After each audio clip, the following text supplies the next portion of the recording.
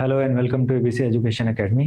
आगामी परीक्षा जो बहुत महत्वपूर्ण होने वाली है वो आप लोगों की आरओ और एआरओ एग्जाम से संबंधित होगी। और इसी को मद्देनजर रखते हुए हम आप लोगों के सामने आरओ एआरओ एग्जाम से संबंधित जो भी उसका नया पैटर्न है सिलेबस का, उस पर आधारित प्रैक्टिस सेट हम यहाँ पर आप लोगों के सामने लेकर आए हैं। ठीक है, तो पहले तो आपको सिलेबस के बारे में थोड़ा सा पता होना चाहिए। तो जो पैटर्न है वो कुछ चेंज हो रहा है। तो 100 नंबर का जीएस का क्वेश्चन आएगा जिसमें 25 से 30 मार्क्स का उत्तराखंड का जीएस होगा, और बाकी आपका जो ओवरऑल जीएस आता ही है ना, हिस्ट्री, पॉलिटी, इकोनॉमी, ज्योग्राफी। ठीक है, और साथ ही साथ इस बार जो चेंजेस हुए हैं वो 50 नंबर के जो एप्टीट्यूड और रीजनिंग के क्वेश्चन है, जैसा आपका लोअर पीसीएस का पैटर्न आता है, एफआरओ का प्री होता है, उसी पैटर्न पर नया पैटर्न यहाँ पर रहने वाला है एग्जाम का। तो उसी को मद्देनजर रखते हुए हम यहाँ पर आप लोगों के सामने प्रैक्टिस सेट लेकर आए हैं। तो यहाँ पर हम देखिए टोटल जो क्वेश्चंस होंगे वो 150 होंगे आपके एग्जाम में जो आएंगे। तो हम यहाँ पर 50 क्वेश्चंस के आधार पर कंटिन्यूअसली आप लोगों की प्रैक्टिस सेट को जारी रखेंगे, जिसमें कुछ एप्टीट्यूड रीजनिंग के क्वेश्चन भी हम यहाँ पर कवर करने वाले हैं। ठीक है, तो चलिए स्टार्ट करते हैं। तो सबसे पहला क्वेश्चन है, उत्तराखंड में शिवालिक श्रेणियों के दक्षिण में स्थित भ्रंश रेखा को कहा जाता है। तो थोड़ा सा डिटेल में जब चीजों को हम देखेंगे तो कॉन्सेप्ट बनेगा, क्योंकि यूकेपीएससी थोड़ा सा कॉन्सेप्चुअल चीजों पर फोकस करता है। ठीक है, तो मान लीजिए मैं हिमालय की श्रेणियों को कुछ इस तरीके से विभाजित कर देता हूं। ठीक है, इसको कह देंगे हम ट्रांस हिमालय, इसको वृहद हिमालय, ठीक है, इसको कहेंगे मध्य हिमालय, और इसे कहा जाएगा शिवालिक। ठीक है, और ये जो क्रम है ये उत्तर से दक्षिण है, ये उत्तर है और ये दक्षिण है। तो इनके बीच में जो भ्रंश घाटियां हैं इनको भी कुछ नाम दिया गया है। ठीक है, इसको कहा जाता है ITSZ, Indo Tsangpo suture zone. ठीक है, ये होता है आपका MBT, सॉरी MCT। ध्यान रखना भाई, गलतियां नहीं करनी है ना। ये MCT है, ये होगा MBT या MBF। ठीक है, और ये जो शिवालिक के दक्षिण में पूछा गया है, यहां पर पूछा गया है कि शिवालिक श्रेणियों के दक्षिण में। ठीक है, तो यहां पर जो भ्रंश घाटी होती है उसे कहा जाता है HFF, हिमालयन फ्रंटियर फॉल्ट, यानी हिमालयन अग्र भ्रंश। तो आपका सही उत्तर ये होने वाला है। तो ये हिमालय से संबंधित एक क्वेश्चन आपके पास पक्का एग्जाम में पूछा ही जाता है, तो ज्यादा चांसेस हो जाते हैं पूछने के इस टाइप के क्वेश्चंस के। तो आपको इसे ध्यान रखना, ITSZ, MCT, MBF और HFF। ठीक है, main central third, main boundary front और हिमालयन फ्रंटियर फॉल्ट। तो यहां से आपका ये क्वेश्चन कवर हो जाएगा। तो इसी तरीके से आपको चीजें एनालाइज करनी है। ठीक है, नेक्स्ट है, माइक्रो स्मॉल एवं medium enterprises development act Bharat में कब लागू हुआ? तो इसका सही उत्तर है वर्ष 2006 में। अब ये जो एक्ट है, MSME जो एक्ट है, ये हाल ही में चर्चाओं में भी रहा है। ठीक है, क्योंकि इस एक्ट में अभी कुछ अमेंडमेंट हुए हैं। ठीक है, संशोधन हुआ है 2020 में, और इस अमेंडमेंट के जरिए जो पहले MSME की जो परिभाषा थी उस परिभाषा को चेंज कर दिया गया है। ठीक है, उस परिभाषा को यहां पर क्या कर दिया, चेंज कर दिया गया। अब कुछ नई परिभाषाओं के आधार पर आपके पास क्वेश्चन बनेगा भाई, पक्का है ना। MSME एक्ट बहुत इंपॉर्टेंट है, सरकार इसमें बहुत इंपॉर्टेंट काम कर रही है। तो माइक्रो इंडस्ट्रीज जो होंगी, ठीक है, अब देखो एक और चीज आपको ध्यान रखनी है, इस अमेंडमेंट के जरिए जो डेफिनेशंस थी उनमें क्या क्या चेंजेस हुए। एक तो इन्वेस्टमेंट के टर्म पर और एक टर्नओवर के टर्म पर। पहले क्या हुआ करता था, मैन्युफैक्चरिंग और सर्विस सेक्टर के लिए अलग अलग रूल्स बनाए गए थे, उनकी डेफिनेशन अलग अलग रखी गई थी। बट इस बार क्या कर दिया, मैन्युफैक्चरिंग हो चाहे सर्विस सेक्टर हो, उन्हें इन्वेस्टमेंट और टर्नओवर, साल में कितना टर्नओवर है, उस बेसिस पर डिफाइन करा गया है। तो अगर माइक्रो की बात करें तो investment less than 1 crore rupees होना चाहिए, और जो सालाना टर्नओवर है वो लेस देन 5 करोड़ रुपीस होना चाहिए। ठीक है, ध्यान रखना है, माइक्रो के लिए इन्वेस्टमेंट लेस देन 1 करोड़ और लेस देन 5 करोड़। ठीक है, अब अगर स्मॉल की बात करें अगर हम स्मॉल की बात करते हैं, सेम इन्वेस्टमेंट एंड टर्नओवर इस तरीके से लिखूंगा, ध्यान रखना, इन्वेस्टमेंट लेस देन 10 करोड़ और टर्नओवर लेस देन 50 करोड़। ठीक है, कंपेयर करके देखना, less than 10 crore and less than 50 crore. और मीडियम एंटरप्राइजेस की बात अगर हम करते हैं, यहां पर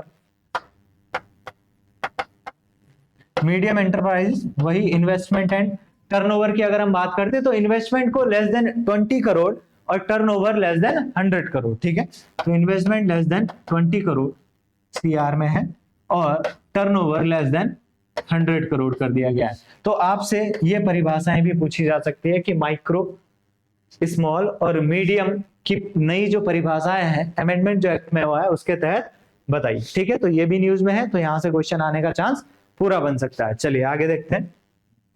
अगला प्रश्न है, निम्न प्राधिकारियों में से कौन एक मौलिक अधिकारों पर युक्ति संगत रोक लगाने के लिए प्राधिकृत है? बहुत इंपॉर्टेंट क्वेश्चन है, बहुत बार एग्जाम में रिपीट हुआ है, तो इसका सही उत्तर होगा संसद। ठीक है, अब ये जो युक्ति संगत रोक लगाने से संबंधित जो प्रावधान है वो आप अगर देखोगे तो अनुच्छेद 13 में भी दिया गया है। कुछ युक्ति संगत मूल अधिकारों पर भी रोक लगाई 19(2) के तहत जब हम देखते हैं। ठीक है ना, तो आपको यह पता होना चाहिए कि युक्ति संगत रोक कहां कहां पर लगाया गया और वो केवल संसद के द्वारा ही यहां पर लगाई जा सकती है। चलिए नेक्स्ट क्वेश्चन, सूचना का अधिकार अधिनियम 2005 का उद्देश्य है प्रशासन में पारदर्शिता का संवर्धन, प्रशासनिक कार्यकुशलता एवं जिम्मेवारी का संवर्धन, प्रशासन में भ्रष्टाचार की रोकथाम और उपरोक्त सभी। ठीक है, तो इसका सही उत्तर क्या हो जाएगा? उपरोक्त सभी। चलो ये तो चीजें हो गई। ठीक है, बट अगर हम बात करें वर्तमान मुख्य सूचना आयुक्त की बात करें तो यशवर्धन कुमार सिन्हा, यशवर्धन कुमार सिन्हा, ठीक है, जो देश के मुख्य सूचना आयुक्त हैं, मुख्य सूचना आयुक्त हैं वर्तमान के। अगर मैं आपसे पूछूं कि राज्य का वर्तमान मुख्य सूचना आयुक्त कौन है, तो ठीक है आपको ध्यान रखना है अनिल चंद्र पुनेठा, उत्तराखंड राज्य मुख्य सूचना आयुक्त। ठीक है, कौन है? अनिल चंद्र पुनेठा। तो इतनी जानकारी भाई आप लोगों को यहां पर होनी चाहिए। ठीक है, चलिए आगे देखते हैं। नेक्स्ट बात करें, 15वें वित्त आयोग की संस्तुतियों के अनुसार केंद्रीय करों में राज्यों की हिस्सेदारी का प्रतिशत है। बहुत इंपॉर्टेंट है भाई। ठीक है, 15वें वित्त आयोग की स्थापना नवंबर 2017 में एनके सिंह की अध्यक्षता में कर दी गई थी। ठीक है, तो 15वें वित्त आयोग के अध्यक्ष कौन थे? कौन है? एनके सिंह। ठीक है, नवंबर 2017 में इसकी स्थापना हो गई थी। अब जो आपका वित्त आयोग है वो करता क्या है? केंद्र और राज्यों के बीच में करों का बंटवारा भी करता है ना। तो उसी आधार पर ये क्वेश्चन यहां पर भी पूछा गया है कि संस्तुतियों के अनुसार केंद्रीय करों में राज्यों की हिस्सेदारी, तो केंद्रीय करों में राज्यों की हिस्सेदारी 41% होगी। ठीक है, अब यहीं पर एक और चीज आपको ध्यान रखनी है। देखो भाई, दो तरीके के बंटवारे किए जाते हैं, एक होता है वर्टिकल हिस्सेदारी और एक होती है हॉरिजॉन्टल हिस्सेदारी। तो ये वर्टिकल हिस्सेदारी तो 41% है, बट जो हॉरिजॉन्टल हिस्सेदारी होती है उसके कुछ आयाम होते हैं, जिन आयामों के आधार पर हॉरिजॉन्टल हिस्सेदारी करी जाती है। जैसे यहां लिख दे रहा हूं मैं, ठीक है, जनसंख्या, क्षेत्रफल, एरिया, ठीक है, forest and ecology, forest and ecology, इतनी अंग्रेजी समझ में सबको आती होगी भाई, है ना। फॉरेस्ट एंड इकोलॉजी हो गया। इनकम डिस्टेंस, आय में भिन्नताएं क्या है? इनकम डिस्टेंस, ठीक है। डेमोग्राफिक परफॉर्मेंस मतलब जनसांख्यिकी प्रगति, जनसांख्यिकी प्रगति, ठीक है, बहुत इंपॉर्टेंट है। और टैक्स एफर्ट मतलब करों को इकट्ठा करने के लिए, करों को एकत्रित करने के लिए, करारोपण के लिए क्या क्या प्रयास किए गए हैं। तो ये जो 41% है ये तो वर्टिकल हिस्सेदारी होगी, है ना, वर्टिकल डिस्ट्रीब्यूशन के अंतर्गत आ जाता है भाई। और ये जो यहाँ पर 6 तत्व यहाँ पर हमने लिखे हैं, 6 एलिमेंट्स जो है ये हॉरिजॉन्टल के अंतर्गत आ जाते हैं। ठीक है, आपको ध्यान रखना। अब इनका कुछ फिक्स परसेंटेज है भाई, है ना, जैसे जनसंख्या का प्रतिशत होगा 15%, एरिया का प्रतिशत 15%, forest and ecology 10%, income distance 45%, जनसांख्यिकी प्रगति की बात करें तो 12.5%,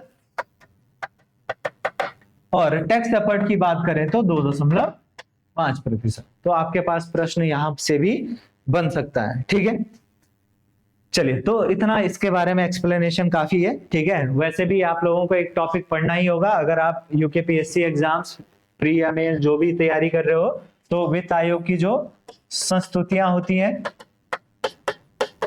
क्योंकि ये क्वेश्चन आपके पास मेंस में पक्का आएगा। ठीक है ना, तो ये हमेशा मैक्सिमम टाइम पूछ लिया गया है प्रश्न, है ना, तो आपको ये संस्तुतियां यहाँ पर याद रखनी है भाई। चलिए अगला क्वेश्चन देखते हैं। जनगणना 2011 के अनुसार निम्न में से भारत के किस राज्य में लिंगानुपात उत्तराखंड की तुलना में अधिक है? तो अगर हम यहाँ पर बात करें उत्तराखंड के लिंगानुपात की बात करते हैं, अगर उत्तराखंड लिंगानुपात अगर हम देखें तो ये है 963। ठीक है, लिंगानुपात होता क्या है? प्रत्येक 1000 पुरुषों की संख्या में महिलाओं की कितनी संख्या है, ठीक है, उसे लिंगानुपात कहा जाता है। तो उत्तराखंड का जो लिंगानुपात है वो 963। देश का लिंगानुपात की बात करें वर्ष 2011 की जनगणना के अनुसार तो देश का 940 है। अब यहां पर देखें कि किस राज्य का लिंगानुपात ज्यादा है, अधिक है, तो उड़ीसा, आई थिंक 978। ठीक है, 978 के आसपास। पश्चिम बंगाल की बात करें तो 947 है। ठीक है, झारखंड की बात करें तो इसका भी 947 है, और असम की बात करें तो 954। हालांकि इतना डेटा याद रखने की आवश्यकता नहीं होती है, आपको बस उत्तराखंड से अधिक जो है या फिर उत्तराखंड से कम जो है वो पता होना चाहिए। और उत्तराखंड का यूके का लिंगानुपात के रिस्पेक्ट में देश में जो स्थान है वो भी पता होना चाहिए भाई, है ना, ये होगा आपका 13वां स्थान। ठीक है, तो इतनी जानकारी आपको यहां पर होनी चाहिए। चलिए आगे देखते हैं, अगला प्रश्न देखें। अगर तो निम्न में से कौन राज्यपाल द्वारा पदच्युत नहीं किया जा सकता है, यानी राज्यपाल द्वारा हटाया नहीं जा सकता है? तो राज्य लोक सेवा आयोग के जो सदस्य हैं वो राज्यपाल के द्वारा नहीं हटाए जा सकते हैं, केवल किसके द्वारा हटाए जा सकते हैं? राष्ट्रपति के द्वारा। ठीक है, अगर आप संविधान में भाग 14 पढ़ोगे, भाग 14 में 315 से लेकर 323, अनुच्छेद 315 से 323 की अगर हम बात करें तो यहाँ पर संघ लोक सेवा और राज्य लोक सेवा आयोग के बारे में पूरी इंफॉर्मेशन दी गई है ना, तो आपको ये टॉपिक यहाँ पर पढ़ना आवश्यक है भाई। चलिए, एक चीज और यहां पर आपको ध्यान रखनी है, यूपीएससी के जो सदस्य होते हैं, यानी यूनियन पब्लिक सर्विस कमीशन के जो सदस्य होते हैं, इनका जो कार्यकाल है वो 6 वर्ष या फिर 65 वर्ष की आयु, इन दोनों में से जो भी पहले कंप्लीट हो। और अगर SPSC, state provincial service commission, ठीक है, राज्य लोक सेवा आयोग की अगर हम बात करें तो 6 वर्ष या फिर 62 वर्ष की आयु। तो ये भी थोड़ा सा डिफरेंस है, आपको यहाँ पर ध्यान रखना है। ठीक है, चलिए, तो ये क्वेश्चन भाई आया है एग्जाम में, बहुत बार पूछ लिया जाता है, कंफ्यूजन होता है कि कार्यकाल कितना होगा, तो कार्यकाल आपको दोनों का यहाँ पर ध्यान रखना है। चलिए नेक्स्ट क्वेश्चन देखते हैं। भारतीय संविधान के निम्न संशोधनों में से किसने शिक्षा के अधिकार को मौलिक अधिकार बनाया? बहुत रटा रटा क्वेश्चन है भाई। ठीक है, तो 86वां संविधान संशोधन जो था, जो कि वर्ष 2002 में हुआ है, इसके माध्यम से शिक्षा के अधिकार को मूल अधिकार बना दिया गया। और अनुच्छेद 21A में, यहां पर देखेंगे अगर आर्टिकल की बात करें तो 21A में इसे मूल अधिकार के रूप में समायोजित किया गया है। ठीक है, तो इसमें क्या लिखा गया है कि राज्य विधि बनाकर 8 से 14 वर्ष के सभी बालकों के लिए निःशुल्क शिक्षा क्या करेगा? अनिवार्य करेगा, है ना। और निःशुल्क एवं अनिवार्य शिक्षा अधिनियम की अगर हम बात करें तो ये वर्ष 2009 का है। निःशुल्क एवं अनिवार्य शिक्षा अधिनियम, जिसे हम कह देते हैं शॉर्ट में शिक्षा का अधिकार अधिनियम, ये कब का है? वर्ष 2009 का है। ठीक है, तो ये बेसिक सी इंफॉर्मेशन आपको यहां पर ध्यान होनी चाहिए। ठीक है, जो कि 1 अप्रैल 2010 से लागू हुआ था। ठीक है, कई बार क्वेश्चन पूछ लिया जाता है कि ये लागू कब हुआ, तो लागू 1 अप्रैल 2010 से। ठीक है, तो इतनी बेसिक इंफॉर्मेशन आपको पता होनी चाहिए। चलिए आगे देखते हैं। भारतीय संविधान के अनुसार निम्न अधिकारों में से कौन सा आपातकाल में कम या निलंबित नहीं किया जा सकता है? तो आपको ध्यान रखना है, आपातकाल के दौरान अनुच्छेद 20 और 21, ठीक है, आपातकाल के दौरान अनुच्छेद 20 और 21 को निलंबित नहीं किया जा सकता है। भाषण का अधिकार 19 में दिया गया है। देश में आवागमन की स्वतंत्रता का अधिकार भी अनुच्छेद 19 में दिया गया है। जीवन का अधिकार अनुच्छेद 21 में है। संगठित होने का अधिकार भी अनुच्छेद 19 में दिया गया है। तो आपका सही आंसर हो जाएगा जीवन का अधिकार। ठीक है, चलिए नेक्स्ट देखते हैं। उत्तराखंड सेवा अधिकार अधिनियम 2011 के तहत निर्धारित समयावधि में सेवा उपलब्ध नहीं करवाने वाले चिन्हित अधिकारी पर द्वितीय अपीलीय अधिकारी दंड आरोपित करने हेतु प्राधिकृत है। कितने रुपए के लिए प्राधिकृत है? तो इसका सही उत्तर हो जाएगा यहाँ पर 500 से 5000 रुपए तक। ठीक है, अब जब हम सेवा के अधिकार अधिनियम की बात करें, ये सारी बातें कहां लिखी गई है भाई? सेवा का अधिकार अधिनियम, ठीक है, किस वर्ष का है? वर्ष 2011। राइट टू सर्विस एक्ट वर्ष 2011 का है।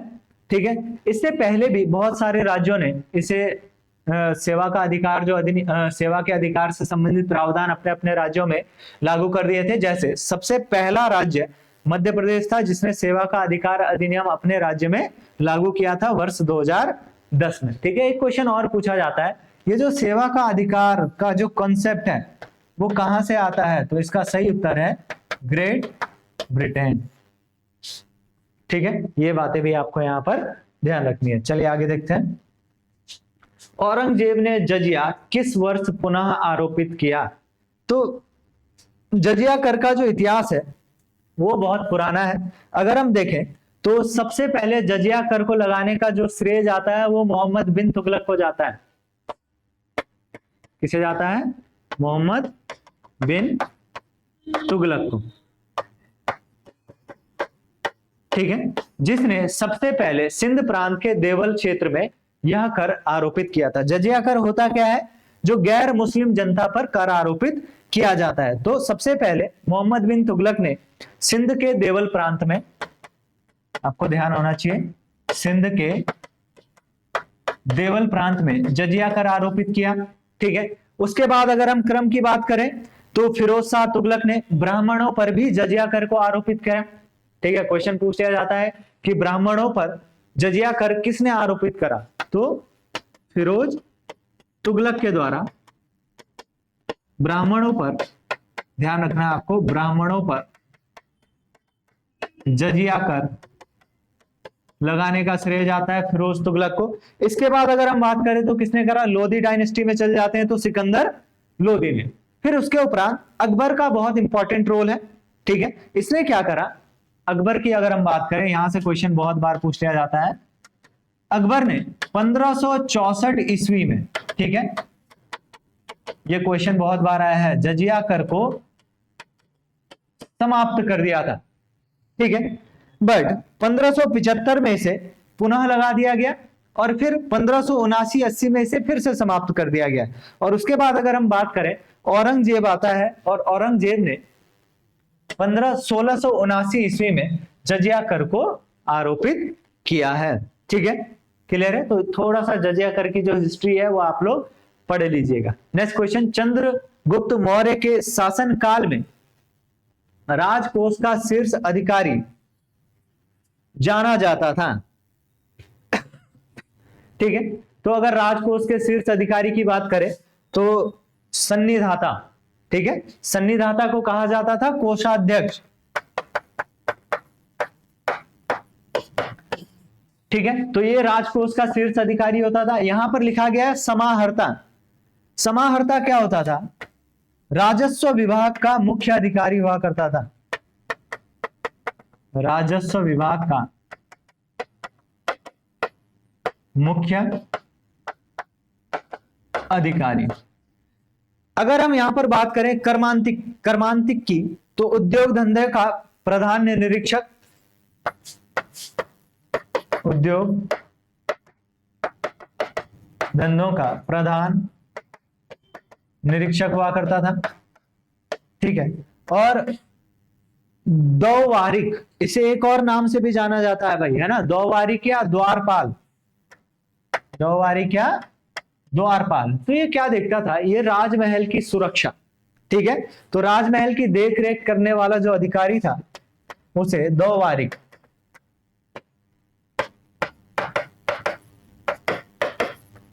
ठीक है, राजमहल की देखरेख के लिए द्वारिक नियुक्त किया जाता था। अब यहां पर कुछ चीजें आपको ध्यान, जैसे प्रदेष्टा था, ठीक है, फौजदारी न्यायालय का न्यायाधीश हुआ करता था, व्यवहारिक दीवानी न्यायालय का मुख्य न्यायाधीश। तो इस तरीके से आप लोगों को मौर्य डायनेस्टी का या मौर्य साम्राज्य का जो प्रशासनिक व्यवस्था थी, राजस्व व्यवस्था थी, उसे भी आप लोगों को अच्छे से पढ़ना पड़ेगा। यहां से क्वेश्चन बनता है। चलिए आगे देखते हैं। विकासकारी सफलता के लिए उत्परिवर्तन, ठीक है। अब ये क्वेश्चन थोड़ा सा अगर हम इसे अंग्रेजी में देखें तो for evolutionary success mutation must occur in, ठीक है। तो इसका जो सही आंसर होगा वो होगा जनन द्रव्य डीएनए में उत्परिवर्तन, म्यूटेशन होना चाहिए, तभी तो क्या होगा, इवोल्यूशनरी या विकासकारी सफलता हमें क्या होगी यहाँ पर प्राप्त होगी। और जर्माप्लाज्म डीएनए, जनन द्रव्य डीएनए को भी क्या कहते हैं? जर्माप्लाज्म डीएनए, ठीक है। तो यहां से इसकी जगह आपके पास डायरेक्टली जर्माप्लाज्म डीएनए भी लिखा हुआ आ सकता है, ठीक है ना। बहुत इंपॉर्टेंट साइंस से रिलेटेड क्वेश्चन भी आपके पास पूछे जाएंगे। चलिए नेक्स्ट देखते हैं। किसकी मृत्यु पर महात्मा गांधी ने कहा भारतीय सौर मंडल के से एक सितारा डूब गया? तो हम बात करें अगर साइमन कमीशन के विरोध की, तो लाला लाजपत राय को लाहौर स्टेशन के पास लाठियों से मारा जाता है, जिसके तहत क्या हो जाती है, 1928 में लाला लाजपत राय की मृत्यु हो जाती है। और इसीलिए महात्मा गांधी ने इनके लिए कहा था कि भारतीय सौर मंडल से एक सितारा डूब गया, ठीक है। द अनहैप्पी इंडिया इनकी पुस्तक है, याद रखिएगा आप लोग, द अनहैप्पी इंडिया, ठीक है। ये क्वेश्चन भी पूछा जा सकता है। चलिए नेक्स्ट अगर हम देखें क्वेश्चन नंबर 15। एक जलीय पर्यावरण तंत्र में शैवाल प्रस्फुटन का मुख्य कारण है, ठीक है। तो इसका सही उत्तर है सुपोषण, ठीक है ना, यूट्रोफिकेशन। अगर हम इसे इंग्लिश में पढ़े तो क्या है, यूट्रोफिकेशन। जब भी जल प्रदूषण की मात्रा बढ़ जाती है, अधिक हो जाती है, तो इससे क्या होता है, जो शैवालों का जो वृद्धि है उसकी गति में बहुत परिवर्तन आ जाता है, बहुत तेज गति से वृद्धि होने लगती है ना। और यही क्या कहलाता है, सुपोषण कहलाता है, ठीक है। चलिए नेक्स्ट। इकोलॉजी शब्द नाम का प्रयोग सबसे पहले किसने किया था? तो इसका सही उत्तर है अर्नेस्ट हैकल, या अर्नेस्ट हैकल 1866 ईस्वी में, 1866 में। इनकी एक पुस्तक ही जनरल मॉर्फोलॉजी दैट ऑर्गेनिज्म, ठीक है, वहां पर इन्होंने ये इकोलॉजी टर्म यहां पर दिया था। नेक्स्ट देखते हैं। सोलर सेल की कार्य प्रणाली निम्न में से किस पर आधारित है? लेजर टेक्नोलॉजी बिल्कुल नहीं, टिंडल प्रभाव बिल्कुल नहीं, तापीय उत्सर्जन, हीट तो उत्सर्जित नहीं करता है भाई, ठीक है। तो इसका सही उत्तर क्या होगा, इनमें से कोई नहीं, है ना।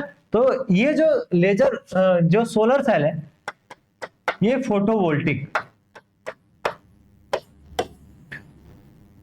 फोटोवोल्टिक कार्य प्रणाली पर कार्य करता है, ठीक है। प्रकाश को अवशोषित करेगा और फोटोन को, जो फोटोन होते हैं, ठीक है, लाइट के जो छोटे छोटे पैकेट्स होते हैं उन फोटॉन्स को इलेक्ट्रॉन्स में कन्वर्ट करता है। और इलेक्ट्रॉन का मतलब क्या हुआ? The flow of electron is known as electricity, ठीक है ना। और यही इफेक्ट कहलाता है फोटोवोल्टिक इफेक्ट। तो इस पर निर्भर करता है, ठीक है। चलिए आगे देखते हैं। पोलियो की बीमारी निम्न में से किसके द्वारा होती है? बहुत सिंपल क्वेश्चन है भाई, ठीक है ना। अगर हम बात करें क्वेश्चन नंबर 18 की, तो पोलियो माइलाइटिस एक विषाणु है, पोलियो माइलाइटिस, ठीक है। इस विषाणु के कारण पोलियो की बीमारी होती है। चलिए आगे देखते हैं। उत्तराखंड के कौन से जनपदों का समूह भूकंपीय स्थिति के अनुसार सर्वाधिक सक्रिय या फिर संवेदनशील है? अल्मोड़ा, नैनीताल, देहरादून, उत्तरकाशी। ये तो है बट ये नहीं है ना। बागेश्वर और चमोली, ठीक है। तो बागेश्वर और चमोली जो है वो भूकंपीय स्थिति के अनुसार सर्वाधिक सक्रिय है। अब यहां से कुछ चीजें आएंगी भाई, है ना। अभी हाल ही में भूस्खलन रिपोर्ट जारी की गई है, जिस भूस्खलन रिपोर्ट के अनुसार रुद्रप्रयाग और टिहरी, ठीक है। अगर भूस्खलन, यहां से क्वेश्चन बन सकता है ना, यहाँ भूकंप के बारे में पूछ लिया गया है, तो हो सकता है भूस्खलन के बारे में भी पूछ लिया जाए। तो पूरे देश में रुद्रप्रयाग और टिहरी जिले की अगर बात करें, ये क्रमशः पहले और दूसरे स्थान पर है पूरे देश में, है ना। तो यहां से डायरेक्ट क्वेश्चन बन सकता है। चमोली की बात करें तो चमोली 19वें स्थान पर, ठीक है। अगर हम चमोली की बात करते हैं तो चमोली 19वें स्थान पर। उत्तरकाशी की बात करें तो उत्तरकाशी 21वें स्थान पर, ठीक है। और देहरादून की अगर बात करें तो शायद देहरादून 23वें स्थान पर है, ठीक है। सॉरी, देहरादून नहीं, पौड़ी,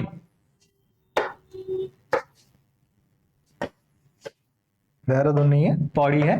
पौड़ी 23वें स्थान पर है, ठीक है। तो इतना बेसिक डेटा हो सकता है स्टेटमेंट वाइज क्वेश्चन आपके पास पूछ लिया जाए, बट ये दोनों तो आपको मस्ट याद रखने हैं। रुद्रप्रयाग और टिहरी भूस्खलन के रिस्पेक्ट में देखा जाए तो पूरे देश में पहले और दूसरे स्थान पर है। करंट रिस्पेक्ट से भी क्वेश्चन है।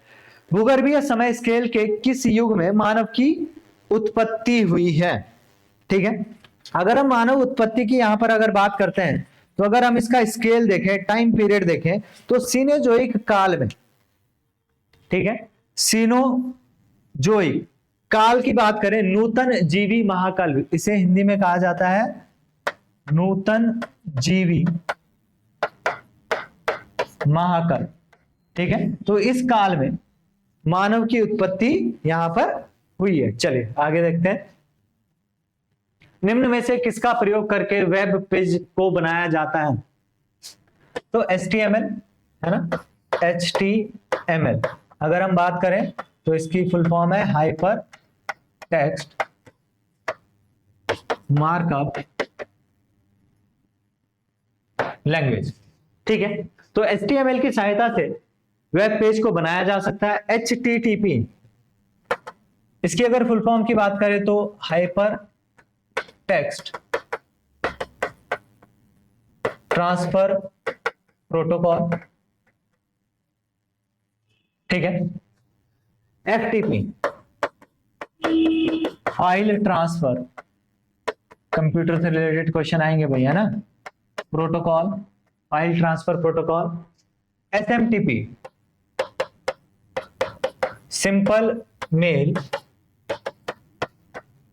ट्रांसफर प्रोटोकॉल, यानी जिसकी मदद से आपका मेल्स वगैरह भेजे जाते हैं, ईमेल भेजी जाती है, सिंपल मेल ट्रांसफर प्रोटोकॉल, ठीक है। तो इतनी बेसिक इंफॉर्मेशन आपको यहां पर पता होनी चाहिए। चलिए नेक्स्ट देखते हैं।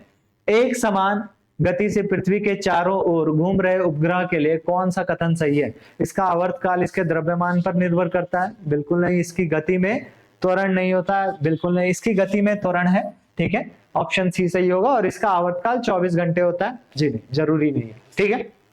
तो साइंस के क्वेश्चन भी पूछे जा सकते हैं। नेक्स्ट, निम्न में से कौन सी संचार व्यवस्था डाटा प्रेषित करने के लिए रेडियो सिग्नल या इंफ्रारेड सिग्नल पर निर्भर होती है? बहुत सिंपल सी बात है भाई, वायरलेस सिग्नल जो होंगे, ठीक है ना, वो आपका सही उत्तर होगा। अगला क्वेश्चन देखते हैं। निम्न में से कौन उच्च स्तरीय भाषा को मशीनी भाषा में उच्च स्तरीय भाषा को मशीनी भाषा में कन्वर्ट करने का काम करता है, बहुत बार क्वेश्चन पूछा गया है। ठीक है, तो जो कंपाइलर है वो आपका वो उच्च स्तरीय भाषा को मशीनी भाषा में कन्वर्ट करता है। नेक्स्ट, भारत में हमारी धरोहर योजना लागू की गई, किस लिए लागू की गई? ये करंट के रिस्पेक्ट से भी इंपॉर्टेंट है। यहां पर एक फैक्ट आपको ध्यान रखना।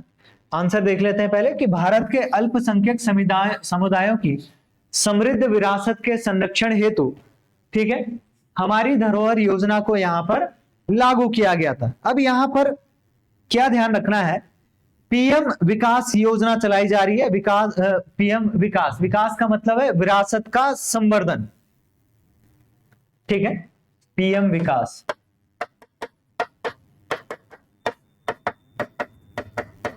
विरासत का संवर्धन योजना। ठीक है, इस योजना में इस हमारी धरोहर योजना का विलय कर दिया गया है। ठीक है, अच्छा एरो थोड़ा उल्टा हो गया है ना, ध्यान रखो। तो हमारी धरोहर योजना का पीएम विकास योजना में 2022-23 में विलय कर दिया गया है। ठीक है, आपको ध्यान रखना है, इसलिए थोड़ा सा इंपॉर्टेंट है। चलिए आगे देखते हैं। राजकोषीय नीति का स्वर्णिम नियम है कि सरकारें ऊपरी चक्रीय उधार प्रत्याशा करे वित्तीय हेतु। किसके वित्तीय हेतु? अब अगर हम यहां पर बात करते हैं राजकोषीय नीति का स्वर्णिम नियम, तो राजकोषीय नीति का स्वर्णिम नियम कहता है कि आर्थिक चक्र के दौरान सरकार केवल निवेश के लिए उधार लेगी, ना कि मौजूदा खर्च के वित्त पोषण के लिए। ठीक है, क्या कहता है? आर्थिक चक्र के दौरान सरकार केवल निवेश के लिए ऋण लेगी, ना कि आर्थिक वित्त पोषण हेतु, ना कि मौजूदा खर्च के वित्त पोषण हेतु, ना कि मौजूदा खर्च के वित्त पोषण हेतु। ये राजकोषीय नीति का स्वर्णिम नियम है भाई। ठीक है ना, ये स्वर्णिम नियम है। तो यहां सीधा लिखा गया है कि केवल निवेश के लिए। ठीक है ना, और यहां पर दिख रहा है ऑप्शन सी, तो यही आपका सही आंसर हो जाएगा। ठीक है, चलिए आगे देखते हैं।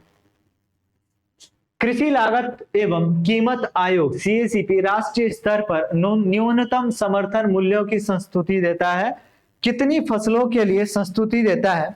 तो यहां पर अगर हम देखें तो 22 फसलों के लिए संस्तुति देता है। आप सीएसीपी की साइट पे अगर चेक करोगे तो वहां पर 23 लिखा गया है। 23 में से 22 के लिए तो आपका एमएसपी न्यूनतम समर्थन मूल्य, और एक फसल जो है उसके लिए FRP fair and remunerative price. ठीक है ना, उचित एवं लाभकारी मूल्य, ये गन्ने की फसल के लिए। तो अगर सिर्फ एमएसपी की बात करें तो एमएसपी 22 फसलों के लिए दिया जाता है। अगर हम सीएसीपी की बात करें तो सीएसीपी की स्थापना जनवरी 1965 में 1965 में की गई। ठीक है, तो इतनी सी बात आपको यहाँ पर उचित एवं लाभकारी मूल्य FRP fair and remunerative price, उचित एवं लाभकारी मूल्य, ये गन्ने की फसल के लिए दिया जाता है भाई। ठीक है, और मिनिमम सपोर्टिंग प्राइस वो है आपका बाकी 22 फसलों के लिए। ठीक है, तो आप एक बार इसे क्रॉस चेक कर लीजिएगा, अच्छे से देख लीजिएगा क्वेश्चन को, कौन कौन सी फसलों के लिए एमएसपी जारी किया जाता है, वर्तमान में क्या क्या एमएसपी जारी किया गया है। क्वेश्चन नंबर 20, निम्नलिखित में से भारत के राष्ट्रपति का कौन सा संवैधानिक विशेषाधिकार नहीं है? साधारण विधेयक को पुनर्विचार हेतु वापस लौटाना, ये भी है। धन विधेयक को पुनर्विचार हेतु वापस लौटाना नहीं, रख सकता है कुछ दिनों के लिए, 14 दिनों बाद वो ऑटोमेटिकली, ठीक है, मान्य हो जाएगा, वापस आ जाए। लोकसभा भंग करना कर सकता है भाई। राज्यसभा का अधिवेशन बुलाना बिल्कुल बुला सकता है। तो ऑप्शन बी आपका यहाँ पर सही आंसर हो जाएगा। ठीक है, धन विधेयक पता होना चाहिए आपको किस अनुच्छेद में, कमेंट बॉक्स में बताइए। चलिए आगे देखते हैं। निम्नलिखित में से कौन सा एक सही सुमेलित नहीं है? गोविंद वन्य जीव विहार उत्तरकाशी में, अस्कोट पिथौरागढ़ में, भिनसर अल्मोड़ा में है, जबकि सोना नदी वन्य जीव विहार जो है वो चमोली में ना होकर पौड़ी जिले में। किस आयु तक सर्वोच्च न्यायालय के न्यायाधीश कार्य कर सकते हैं? ठीक है, अब बताइए भाई, सर्वोच्च न्यायालय के न्यायाधीश की अगर कार्यकाल की बात करें तो 65 वर्षों तक, जबकि उच्च न्यायालय के न्यायाधीश आपका 62 वर्षों तक कार्य कर सकते हैं। ठीक है, उसके बाद मानवाधिकार आयोग और ये सारी चीजें आती है ना, जहां पर इनकी नियुक्ति की जाती है। ठीक है, तो वहां पर 70 वर्षों तक कार्य किया जा सकता है, 3 वर्ष 70 वर्ष, है ना। तो ये थोड़ा फैक्ट आपको पता होनी चाहिए। नेक्स्ट आगे देखते हैं। गंडक नदी निम्न में से, बहुत सिंपल क्वेश्चन है। ठीक है, तो जो गंडक नदी है वो किसकी सहायक नदी है? गंगा की सहायक नदी है भाई। ठीक है, चलिए, आर्थिक दृष्टि से भारत में सर्वाधिक महत्वपूर्ण शैल है, ये भी सिंपल क्वेश्चन है। आर्थिक दृष्टि की बात करें, यानी मूल्यवान जो भी आपकी धातुएं हैं वो कहाँ मिलती हैं? धारवाड़ शैली में। ठीक है ना, तो धारवाड़ शैल जो है, धारवाड़ शैल में, तो जो धारवाड़ शैल है वो आर्थिक दृष्टि से बहुत महत्वपूर्ण है। ठीक है, हो सकता है आपके पास इसका क्रम लगाने के लिए पूछ लिया जाए, क्रम बताइए भाई, कौन सी सेल पहले बनी, कौन सी बाद में बनी, है ना। इस तरीके का क्वेश्चन भी आप लोगों से पूछा जा सकता है। ठीक है, तो आप मुझे कमेंट बॉक्स में बताइए कौन कौन सी सेल किस क्रम की है। ठीक है, थोड़ा ओवरव्यू देख लीजिए, जैसे आर्कियन सबसे पहले, धारवाड़, फिर कुड़प्पा, विंध्यन, है ना। तो इस तरीके से आप बताइए कमेंट बॉक्स में, है ना। चलिए आगे देखते हैं। जीतल नामक तांबे के सिक्के को किसने जारी करा? तो इल्तुतमिश ने जारी करा। इन्होंने एक चांदी का सिक्का भी जारी करा था जिसे टंका कहा जाता था। ठीक है, तो इतना बेसिक फैक्ट आपको यहाँ पर पता होना चाहिए। नेक्स्ट 34 की बात करें तो निम्नलिखित में से किस गोलमेज सम्मेलन में भारतीय राष्ट्रीय कांग्रेस ने भाग लिया था? ठीक है, भाग लिया था पूछा गया है। अब पहले गोलमेज सम्मेलन की अगर हम बात करें तो वहां उस समय तो भाई सविनय अवज्ञा आंदोलन चल रहा था, है ना। ठीक है, तो वहां पर भाग नहीं लिया था। द्वितीय गोलमेज सम्मेलन में, है ना, जिसमें गांधी जी ने भी पार्टिसिपेट करा था, तो द्वितीय गोलमेज सम्मेलन में केवल भारतीय राष्ट्रीय कांग्रेस ने यहाँ पर पार्टिसिपेट करा था। चलिए आगे देखते हैं।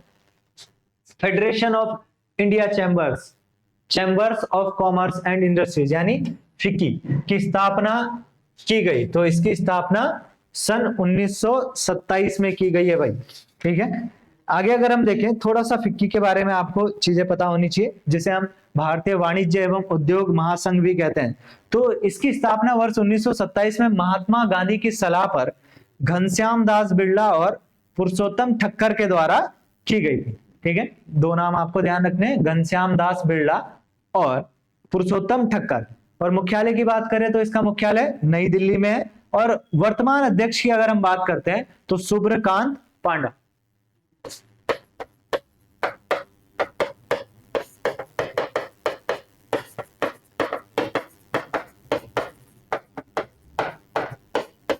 ठीक है, चलिए आगे देखते हैं। साइमन कमीशन के संबंध में निम्न में से कौन से कथन है असत्य है? कौन से कथन असत्य है? असत्य पूछा गया है। कमीशन के 5 सदस्य थे, बिल्कुल नहीं। कमीशन में 7 सदस्य थे, सातों के सातों ब्रिटिश थे, अंग्रेज थे, तो इसलिए इसका विरोध हुआ था, ये बिल्कुल सही है। लिबरल फेडरेशन ने कमीशन का समर्थन किया, बिल्कुल नहीं। लिबरल फेडरेशन ने कमीशन का विरोध किया था। हिंदू महासभा ने कमीशन का विरोध किया, हिंदू महासभा ने, बिल्कुल सही बात है, हिंदू महासभा ने भी कमीशन का विरोध किया था। तो अगर हम देखें कौन कौन से असत्य हैं, तो पहला और तीसरा ये दोनों कथन क्या है यहाँ पर? असत्य है। तो ऑप्शन ए आपका सही आंसर हो जाएगा। साइमन कमीशन के बारे में अच्छे से पढ़ लीजिएगा, बहुत इंपॉर्टेंट है। निम्नलिखित में से किस अधिनियम द्वारा भारत में एक लोक सेवा आयोग की स्थापना की गई? बहुत इजी क्वेश्चन है, बहुत बार एग्जाम में आया। तो सन 1935 ईस्वी का, ठीक है, भारत शासन अधिनियम जो था उसके तहत। नेक्स्ट, निम्न में से कौन सा लोक नृत्य नहीं है? तांदी, थड़िया, चौपला, तीनों लोक नृत्य हैं, है ना। खुदेड़ लोकगीत है।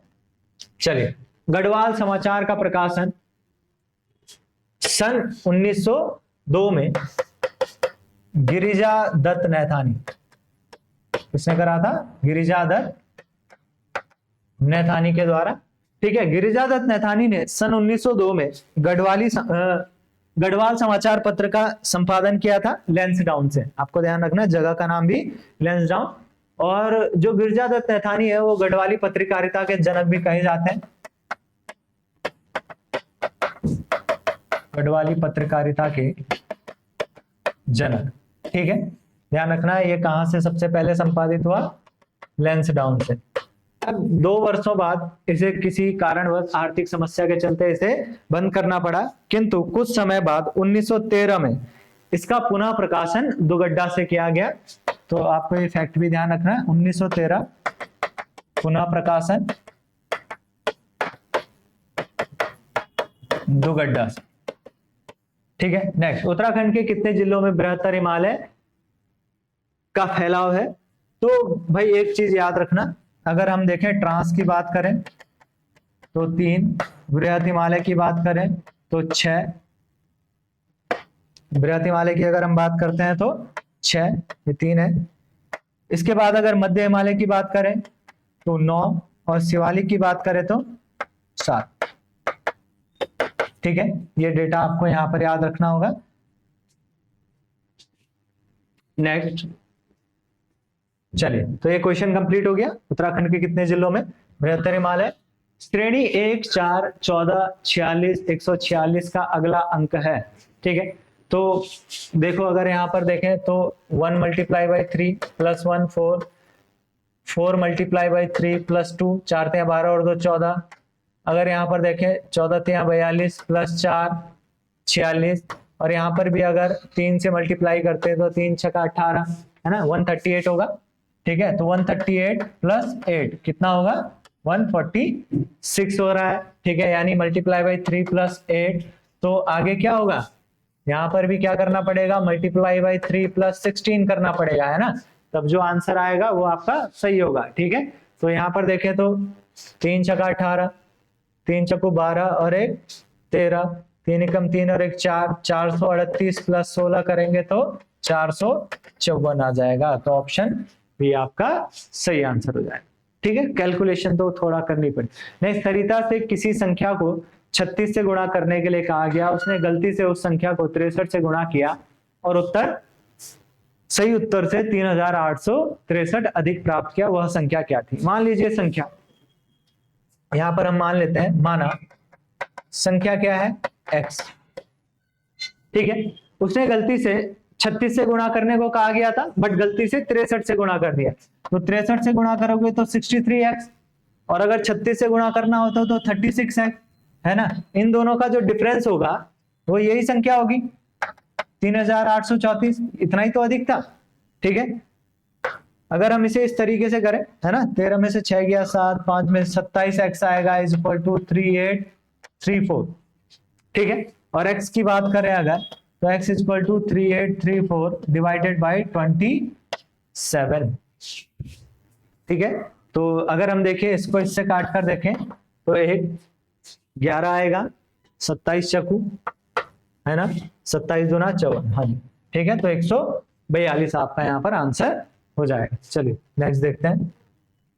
यदि माइनस का अर्थ डिवाइड हो, मल्टीप्लाई का अर्थ प्लस, डिवीजन का अर्थ मल्टीप्लाई, तो इसका बताना है ना। तो क्या करो, सीधा जहां डिवीजन का अर्थ मल्टीप्लीकेशन, तो यहां हमने मल्टीप्लीकेशन लिख दिया भाई। ठीक है, उसके बाद माइनस देखेंगे, माइनस का अर्थ डिवीजन कहा गया है, तो माइनस का अर्थ, माइनस की जगह पर डिवाइड का साइन लगा दिया। प्लस का अर्थ माइनस है, प्लस का अर्थ माइनस है, और मल्टीप्लाई का अर्थ क्या है? प्लस। अब यहां पर बोर्ड मास का रूल हमें यहां पर अप्लाई करना है। ठीक है, सबसे पहले ब्रैकेट ऑफ डिवीजन, तो सबसे पहले डिवीजन करेंगे तो क्या हो जाएगा? ये 40 गुणा गया, डिवाइड करो, 4 × 5 = 20। अब ये माइनस है, ठीक है, -8 + 6, ठीक है, ये हो जाएगा 200 - 2 यानी 198। ठीक है, ये आपका यहाँ पर आंसर आ जाएगा। चलिए 2:02:15 पर कितने का कोण बनेगा घड़ी की सुइयों के मध्य? तो एंगल = होता है 30h - 11/2m। ठीक है, तो एंगल की बात करें 30 × h कितना है? 2 दिया गया है यहाँ पर, तो 11/2m की बात करें 15। ठीक है, तो ये कितना हो जाएगा भाई? 60 माइनस, तो 11 × 5 = 55, 11 × 7 = 77, 82.5 कुछ इस तरीके से आ जाएगा। ठीक है ना, तो यहां पर देखोगे तो 22.5 डिग्री आ रहा है। ठीक है, तो ऑप्शन ए आपका बिल्कुल सही हो जाएगा। चलिए आगे देखते हैं।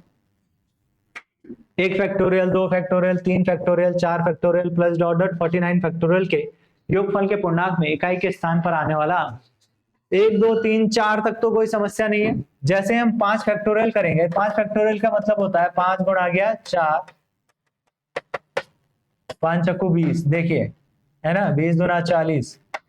तो यहां पर कहने का मतलब क्या है, इकाई के अंक के स्थान पर 0 आ गया। अब कितना भी बड़ा कैलकुलेशन हो, इकाई के अंक के स्थान पर हमेशा क्या रहेगा, 0 रहेगा, तो आपका आंसर 0 हो जाएगा। ठीक है, नेक्स्ट क्वेश्चन, ये थोड़ा सा अच्छा क्वेश्चन है कि किसी फुटबॉल लीग के 25 मैचों में जीत के 4 अंक, बराबरी के 2 अंक मिलते हैं और हार का 1 अंक कटता है।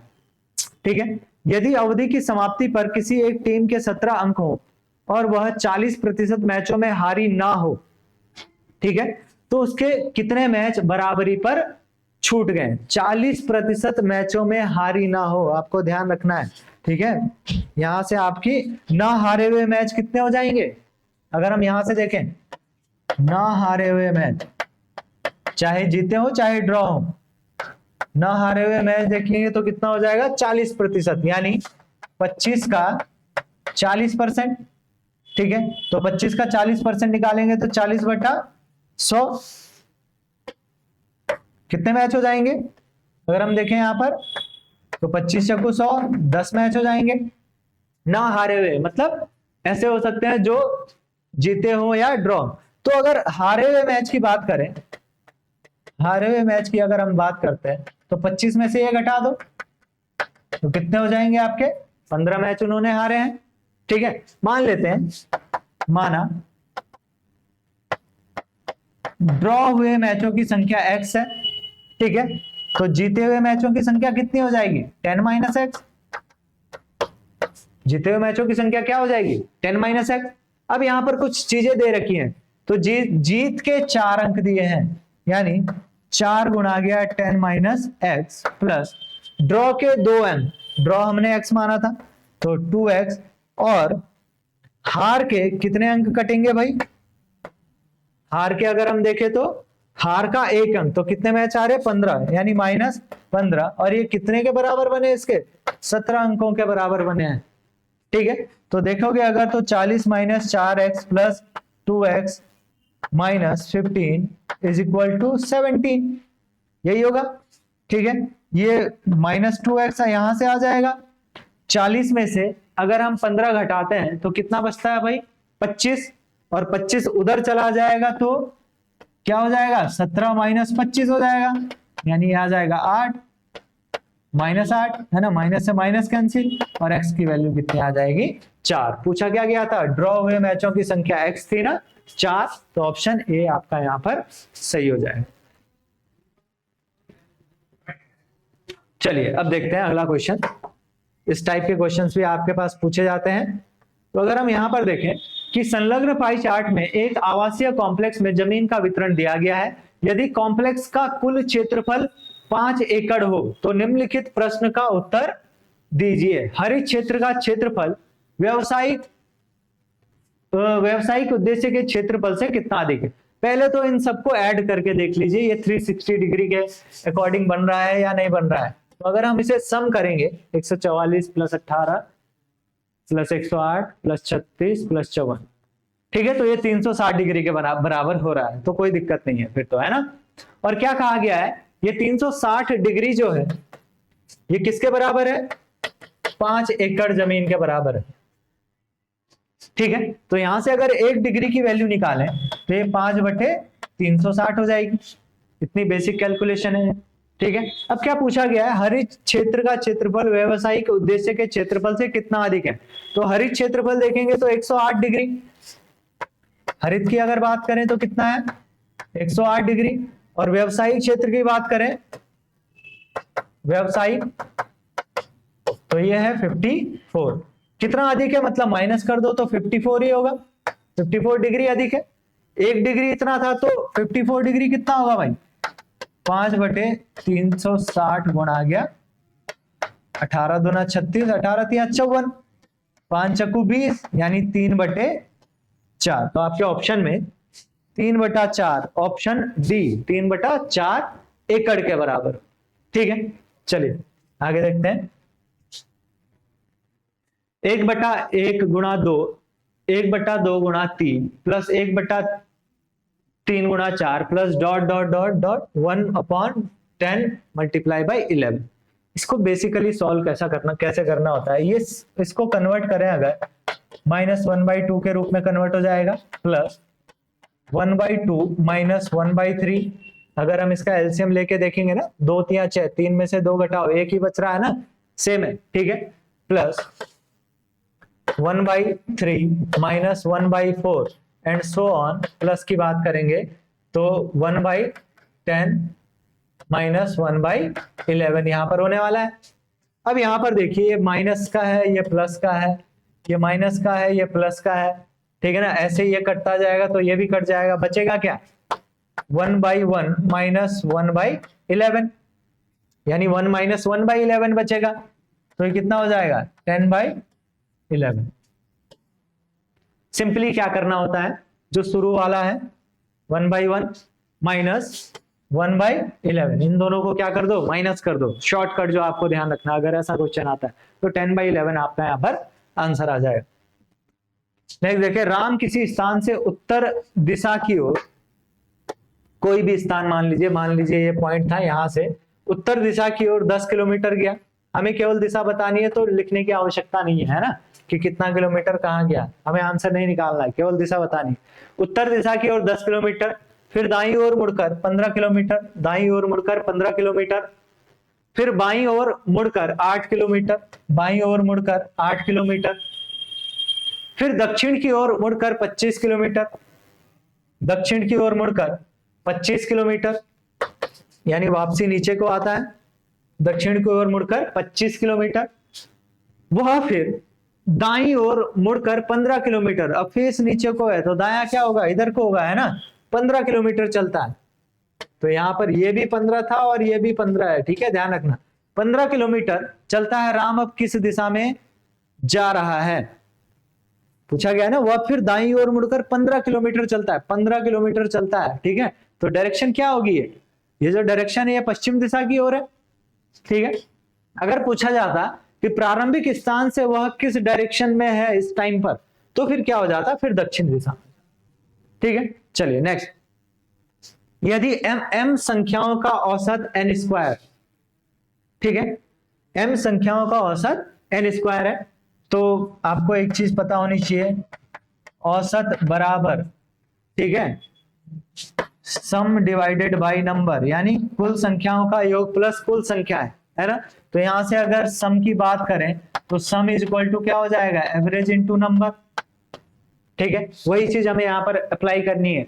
m संख्याओं का औसत n² है, तो एवरेज हमें दे रखा है n², नंबर कितने हैं भाई, m है ना, तो ये हो गया, ठीक है। एक तो सम हमारे पास ये आ गया यहां से। दूसरी बात करें, n संख्याओं का औसत m² है, तो दूसरा जो ये सम 1 मान लेते हैं इसे, ये सम 2, ठीक है। तो n संख्याओं का औसत अगर हम देखें तो सम अगर निकालेंगे तो क्या होगा भाई, m² इंटू n, ये हो जाएगा।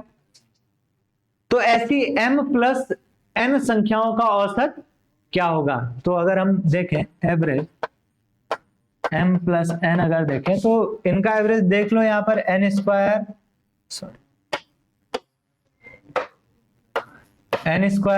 m plus m² n divided by m plus n हो जाएगा।